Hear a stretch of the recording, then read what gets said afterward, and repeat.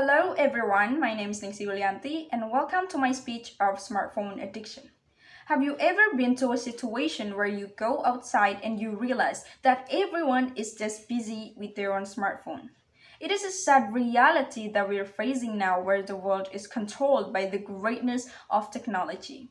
Based on technology addiction statistic from CompareCamp, on average, a smartphone user checks their device 63 times a day. I'm not standing here today to curse about the negative effect of smartphone addiction because in fact I am also an addict myself. We do so much things with the smartphone, right? But the problem starts when we use smartphone too much that we can call it an addiction. And if you realize that you are an addict, that is a good thing because an addiction is something that we can change. And I am going to tell you the problems or the negative effect of smartphone addiction so that you will have the intentions to change. Number one, we lose our social interactions in real life because of smartphone. A technology expert Sherry Turkle said that smartphone addiction makes us want to talk less. Believe it or not, this case is everywhere. When a group of friends is gathering together, or even when a family is having a dinner, they will always reach for their smartphone. Maybe the dad is checking his emails, the mom is watching Korean dramas, and the children are just chatting on social media.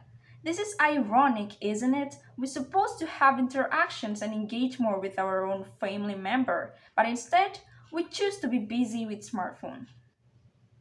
Number two, smartphone addiction can cause several negative effects on physical and mental health.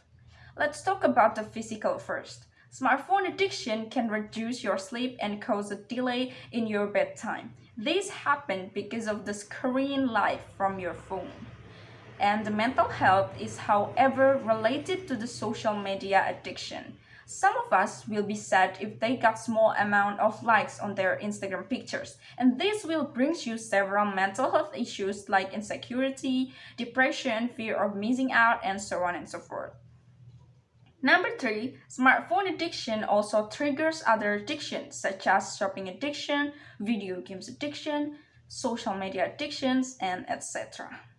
Imagine, smartphone addiction itself has brought so many negative effects to our lives. So what will happen if we also have another addiction?